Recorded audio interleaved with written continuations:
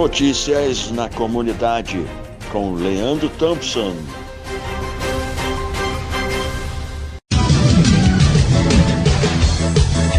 E aí pessoal, tudo bem? Eu sou o Leandro Thompson, chegando aqui no nosso quadro Notícias na Comunidade. Isso aí, terça-feira, 24 de setembro de 2024.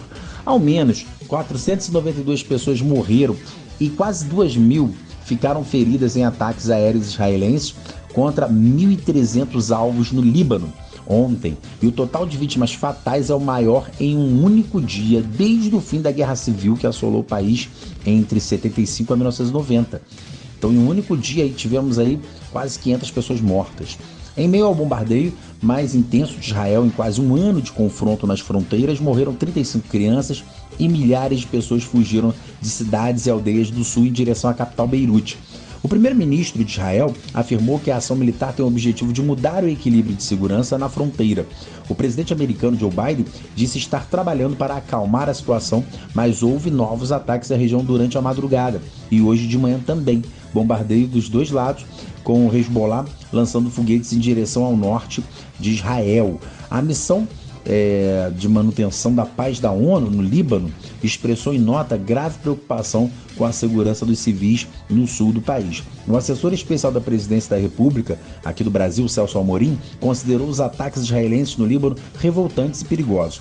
Ele destacou que essa é a sua opinião pessoal, não falando em nome do governo brasileiro. Já em Nova York, ele ressaltou o risco de o conflito se tornar uma guerra total e lembrou que há muitos brasileiros vivendo no Líbano. O ex-chanceler também pontuou que os dispositivos de comunicação detonados na semana passada poderiam explodir na mão de uma criança, por exemplo, em referência aos ataques via pagers e walkie-talkies que aconteceu de Israel contra militantes aí do Hezbollah. O Itamaraty enviou instruções à Embaixada do Brasil no Líbano para iniciar uma consulta com os brasileiros que vivem no país. O objetivo é saber se o grupo quer ajudar para ser repatriado e as respostas darão base a um plano de repatriação dos cidadãos na região.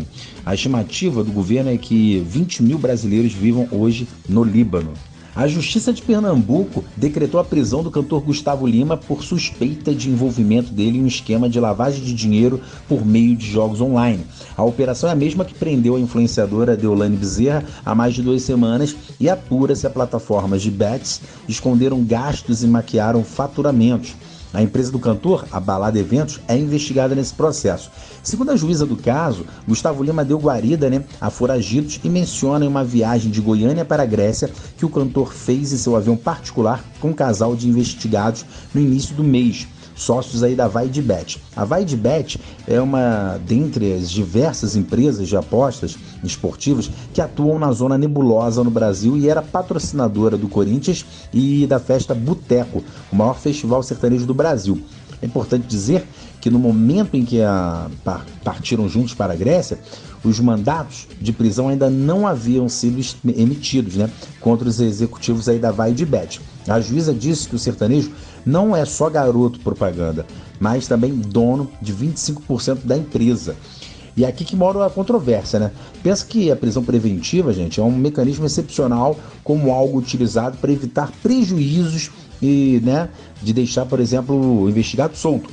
No juridiquês, ela somente pode ser decretada se houver risco à ordem pública ou se a liberdade do acusado puder levar à prática de novos crimes. É admitida também se o acusado puder interferir nas investigações ou destruir provas. Mesmo assim, a juíza foi contra a etapa das medidas cautelares e foi direto para o mandato de prisão a Nivaldo. Nivaldo é o nome do Gustavo Lima oficial. E o Gustavo Lima falou o seguinte, tô indo embora com a ficha limpa. Antes da decisão ser publicada, o Gustavo voou para Miami com a sua esposa e seus advogados, que disseram que a ordem de prisão é injusta e sem fundamentos, garantindo que o cantor é inocente. Há algumas semanas, o sertanejo, em uma live nas redes sociais, disse que honra e honestidade foram as únicas coisas que sempre teve na vida e isso não se negocia. Qualquer coisa e atualizações desse caso eu volto aqui para falar no nosso quadro. Olha que interessante, a Academia Brasileira de Cinema e Artes Audiovisuais acabou de anunciar que o filme Eu Ainda Estou Aqui vai representar o Brasil na disputa por uma indicação pelo Oscar de melhor filme internacional. O filme desbancou o Hotel Destino, exibido no Festival de Cannes, e Cidade Campo, que que venceu o prêmio de melhor direção no Festival de Berlim. Cotada a prêmios internacionais, Fernanda Torres é grande estrela da trama aí do filme, né? E que conta aí também com outros grandes nomes, como a própria mãe, né, da Fernanda Torres, a Fernanda Montenegro, e o Selton Mello. A produção teve a sua estreia no Festival de Cinema de Veneza, onde foi ovacionada por mais de 10 minutos e chegará às salas de cinema em todo o país no dia 7 de novembro.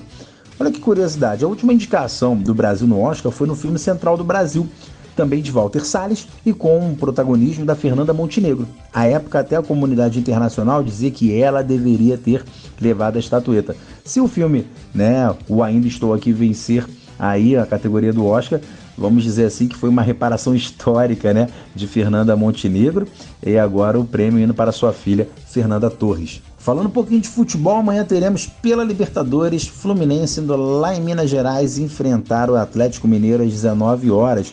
O Flusão venceu a primeira partida, então agora tem que fazer um resultado simples, que se classifique, e até mesmo com empate ele se classifica. Se, por exemplo, o Atlético Mineiro vencer com resultado simples, a disputa vai para os pênaltis.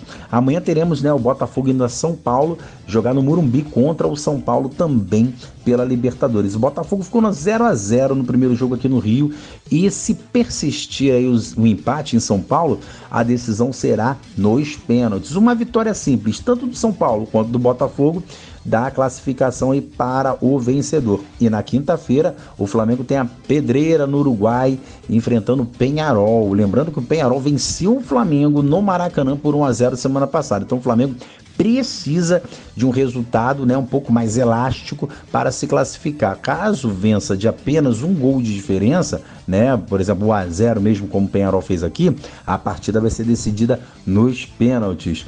Eu vou ficando por aqui, mas amanhã eu estou de volta no nosso quadro Notícias na Comunidade. Um forte abraço.